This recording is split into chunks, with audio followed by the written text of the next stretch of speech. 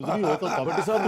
بھٹی صاحب میں یہ جاننے کی کوشش کر رہا تھا، میں یقین کرے رویا آپ کے رونے میں. میں نے پہلی دفعہ کسی مرد کو اتنا زیادہ اوپنلی، یہ میں سیریس بات کر رہا ہوں، اپنی وائف سے محبت کا اظہار کرتے ہوئے دیکھا. بھلے وہ اس دنیا چلی گئی تھی، بھلے زندگی میں لوگ نہیں اس طرح اظہار کرتے، لیکن بعد میں بھی کوئی نہیں کرتا. تو اس کے بعد سوال میرے ذہن میں یہ آیا کہ وہ تو آپ کی محبت، مجھے اس میں کوئی شک نہیں ہے کہ آپ کی سچی ہے، کیونکہ باقی لوگوں کی شاید اس طرح کے حادثات سے وہ گزرے نہیں، تو میں ان کے ریفرنس کے لیے بھی پوچھ رہا ہوں. اس کے بعد کتنا عرصہ لگتا ہے کہ انسان کہتا ہے چلو دنیا تو چل رہی ہے نا، ایک اور شادی بھی ہو سکتی ہے، چاہے محبت تھی، جو بھی تھا ہے بھی. سر اس کا تو بات ہی نہ کرے نا. وہ تو دن کے کسی حصے میں جب بھی مجھے یاد آتی ہے، بلیو می ایسا لگتا ہے کہ جیسے ایک عجیب سا لگتا ہے کہ وہ نہیں ہے، حالانکہ وہ ہر وقت مجھے فیل کرتا ہوں. اور وہ واحد پہلا رشتہ تھا. میں نے اس وقت بھی کہا تھا کہ میں جب وہ گئی تو میرے گھر سے 5 جنازے اٹھے، ایک میرے بچوں کی ماں کا، ایک میری بیوی کا، ایک میری دوست کا، ایک میری محبت کا، اور ایک میرے پیچھے ہر وقت دعائیں مانگنے والی کا. صحیح ہے. اور تو لیکن میرا سوال یہ تھا کہ یہ پھر محرم کب تک بھر جاتا ہے کہ انسان سوچتا ہے یار چلو اب زندگی میں چلنا ہے آگے؟ نہیں بھرتا. یہ تو بعد میں تو سہارے ڈھونڈنے کی بات ہوتی ہے. اچھا، یہ بعد سہارے. میں تو ایک وہ ڈائیورٹ کرنے کی بات ہوتی ہے. کامران سوری میں آپ کی بات کاٹ رہی ہوں. ہی از ویری مچ رائٹ. مرہم نہیں بھرتے ہیں. اس کی مثال میرے اپنے گھر کی ہے. جب میری ماما کی 2020 میں ڈیتھ ہوئی تو یقین کرے جس دن میری امی کا فیونرل تھا، جنازہ تھا، تو ابو کی حالت میں نے ایسی دیکھی تو ایسی میرے منہ سے الفاظ نکلے. میرے بہن بھائی بیٹھے تھے، میں نے کہا میرے ابو کو میں دیکھ رہی ہوں، ابو 1 سال سے زیادہ نہیں ہے. اور ابو نے اسی دن سے کہنا شروع کر دیا تھا میں جینا ہی نہیں چاہتا. بیمار ہوتے تھے میں ڈاکٹر کے پاس لے کے جاتی تھی، کہتی تو پاگل ہے، مجھے آپ کے پاس لے آتی، میں تو جینا نہیں چاہتا. اور کین یو امیجن 1 سال کے اندر میرے ابو کی. اللہ معاف کرے، جو بھٹی صاحب ہے ان کا یہ مسئلہ نہیں، میں آپ کو بتا رہی ہوں، لیکن میں آپ کو بتا رہی ہوں کہ ایسے ہوتا ہے، سمجھ آ گئی. ایسے ہوتا بھٹی ہے. صاحب نے بھی کئی سال جینا. اللہ تعالیٰ سر میں زندگی کہہ دے رہا آپ ہوں کو. سیریس شو، عید شو ہے، سیریس نہیں ہے، لیکن بلیو می قسم خدا کی میری آپ کی آنکھوں میں آنسو آ گئے ویسے. ہاں میری زندگی کا سب سے مشکل لمحہ وہ تھا کہ جب میں نے اسے قبر میں اتارا نا اور کھولا وہ کفن کا اور نیچے لیٹ کے آخری جپھی ماری اور اس کا ماتھا چوما. بلیو می اس سے مشکل لمحہ کوئی تھا ہی نہیں کہ میں ادھر سے نکلوں.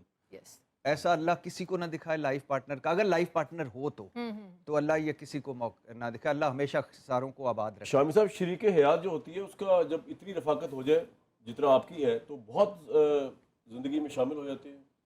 اور یہ بات تو ٹھیک ہے. دیکھیں ہمارے ہاں جو تصور ہے نا، سب سے قریبی رشتہ ہو جاتا ہے پھر اولاد سے بھی زیادہ انڈرسٹینڈنگ جو کا. بیوی ہے، جو ہمارے ہاں تصور ہے اس کا، ہم انڈین مسلمان ہیں نا، یعنی سب کانٹیننٹ کے مسلمان، تو ہمارے ہاں تو پھر رفاقت پائیدار ہوتی ہے. اور ہمارے ہاں تو دوسری شادی جو ہے اس کو ایک حرامی سمجھا جاتا ہے. اور اس لیے جب آپ برسوں کا ساتھ ہوتا ہے اور یعنی آپ سرد و گرم چکھتے ہیں، اب ایک پوری لائف گزری اسٹرگل میں، جب مشقت کی زندگی تھی پھر سہولت کی زندگی آئی، تو اب اس میں پھر یہ نہیں شیئر کرنا پڑتا ہے نا. اب میری آپ تو بیوی کو دیکھیں نا، نہ اس نے مجھے آج تک یہ کہا کہ مجھے فلاں کپڑے چاہیے، واہ، نہ کہا کہ مجھے یہ زیور چاہیے، بھائی یونیک کیس ہے یہ. نہ کہا کہ مجھے جناب فلاں جگہ کھانا کھلاؤ. کیونکہ میرا خیال ہے کہ تو یہ بھی ایگری نہیں کریں ٹھیک گے ہے اس نا. سے. تو میں نے جس کو شامی صاحب مل جائیں اس کو کچھ اور چاہیے. نہیں، واہ واہ واہ واہ، سبحان اللہ. بات یہ ہے لیکن جس وقت شامی صاحب نہیں تھے تب بھی انہوں نے کبھی جب شامی صاحب نہیں تھے تب بھی کبھی ڈیمانڈ نہیں کہ وہ یہ بتا رہے ہیں. اس وقت بھی شامی بھئی آپ کے پاس ڈیمانڈنگ کینڈیڈیٹس آتے ہیں نا، وہ بتا رہے ہیں تو سنیں تو صحیح نا ان کی بات. اپنی والدہ کو دیکھا، اور اپنی والدہ کے پاس 4 یا 5 جوڑے ہوتے تھے. 2 انہوں نے پہننے ہیں جب کہیں شادی غمی پہ جانا ہے گھر سے باہر، اور 2 وہ ہیں جو آپ نے گھر میں پہننے ہیں.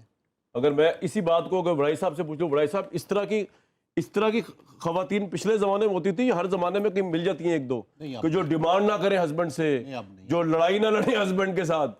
نہیں دیکھیں، یہ جو شامی صاحب جس زمانے کی ہماری ماؤں کی بات کر رہے ہیں، کنٹینٹمنٹ کا دور تھا اور خوشحالی بھی نہیں تھی. کپڑے دھونے خود پڑتے تھے، اس زمانے میں مشینیں بھی نہیں تھیں. تو مطلب ہے ان کی زندگی کی آپ مشقت کا اندازہ لگائیں کہ صبح اس زمانے میں ہر گھر میں، جو ہم دیہاتی خاص کر لوگ ہیں، ہمارے گھروں میں بھینسیں بھی ہوتی تھیں، دودھ آتا تھا، پھر دودھ دوہا جاتا تھا، پھر صبح وہ اس پروسیس سے گزرتی، پھر ناشتہ شروع ہو جاتا، پھر ناشتہ شروع ہوتا تو بچوں نے اسکول جانے کا شروع کر دیتا، پھر ان کا دوپہر کے کھانے کا یعنی آج کی عورت تصور ہی نہیں کر سکتی جو اسٹرگل وہ کرتی تھی وداؤٹ کمپلینٹ. یہ جو ہماری پڑھی لکھی خواتین ہیں ان سے میری یہ گزارش ہے کہ ایک تو جو بھی ڈیمانڈ نہ غیر ضروری کیا کرے ہسبینڈ سے, کوئی تنگ نہ کیا کرے, نہیں کوئی ٹانٹ. میری گزارش یہ ہے کہ پڑھ لکھ کے جو آپ لوگ خاص کر پروفیشنل تعلیم حاصل کرتے ہیں آپ کو پھر گھر نہیں بیٹھنا چاہیے. آپ لیڈی ڈاکٹر بن گئی ہیں, قوم کا پیسہ لگا ہے, قوم کی محنت لگی ہے, تو کم از کم آپ کو کچھ نہ کچھ خدمت قوم کی کرنی چاہیے. یہ جو ٹرینڈ بن گیا ہے نا کہ بس لیڈی ڈاکٹر کو بیانا ہے لیکن گھر بٹھانا ہے, یہ بالکل غلط ہے.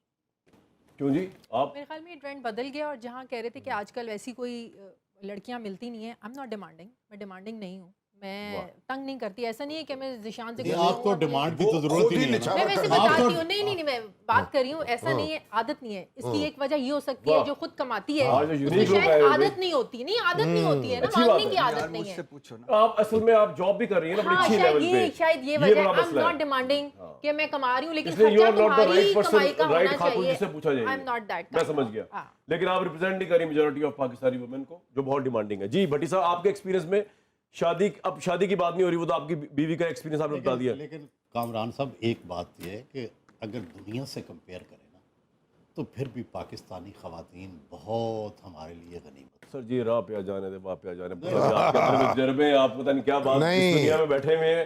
بھٹی صاحب سے پوچھیں, بھٹی صاحب. نہیں کامران دیکھیں ایک بات سر جی سر, جو ہماری خواتین ہیں, دیکھیں بات سنیں, ایک زندگی جو ہے نا اس کا سانچہ جو ہے بدلتا ہے, لیکن میں آپ یقین کیجئے کہ میری جو بہویں ہیں, میری جو بیٹی ہے, وہ اتنا کام کرتی ہیں, بچوں کی طرف ایسی توجہ ہوتی ہے, بچوں پہ اتنی ان کی یعنی بچوں کو اسکول چھوڑنا ہے, لے کے آنا ہے, پھر پڑھانا ہے, پھر ڈسپلن ہے, تمیز سکھانی ہے, پھر ان کے سونے کے جاگنے کے. میری بہو جو ہے, عمر کی بیگم جو ہیں, اور پھر چھوٹی بہو, یعنی ایک ایسا ایک ہر وقت جو ہے, برقرار ہے, یہ ہر بات صحیح ہے. وقت یعنی مصروفیت ہے. ایسا نہیں ہے, ہماری عورتیں اگر جتنا کام کرتی ہیں, گھر کا نظم و نسق چلانا کوئی آسان نہیں ہے. اگر ایک دن گھر میں نہ ہو اور آپ کو کام کرنا پڑ جائے وہ سارا, تو گھر آپ سے چلتا نہیں ہے. لیکن آج کل فیسلٹیز بہت زیادہ ہمیں زیادہ ان کو اپریشیٹ کرنا چاہیے جو یہاں سے شادی کر کے باہر جاتی ہیں اور باہر کوئی ہیلپنگ ہینڈ نہیں ہوتا, جنہوں نے باتھ روم بھی خود صاف کرنے ہیں, بچوں کو بھی دیکھنا ہے, اسکول بھی چھوڑنا ہے. مرد بھی ویسے ہی سوچ کرتے ہیں, نہیں, مگر اب میری بیٹی جو ہے سویرا وہ پڑھاتی ہے یونیورسٹی میں. اب میں آپ کو بتاؤں, میں گیا چائنا, تو چائنا میں گیا ایک دفعہ, یعنی 1980-81 کی بات ہے. جو ہمارے انٹرپریٹر تھے نا, وہ انگریزی کے ٹیچر تھے یونیورسٹی میں, اور ان کی جو بیگم تھی وہ بھی انگریزی کی ٹیچر تھی یونیورسٹی میں. تو مجھے ایک دن وہ کہنے لگے کہ اب مجھے 2 کمروں کا مکان مل گیا ہے, اب میں میٹ رکھ لوں گا ایک. اس وقت پہلے کمیونسٹ ملکوں میں پرسنل سرونٹ کی اجازت نہیں تھی, لیکن اس چائنا میں اس وقت بے روزگاری تھی, انہوں نے اجازت دے دی. میں نے کہا بھئی آپ 2 کمروں کا میٹ سے کیا تعلق ہے؟ کہنے لگے میٹ کو اسی طرح کا ایک کمرہ دینا ہے جیسا بالکل جس طرح ہمارا ہے,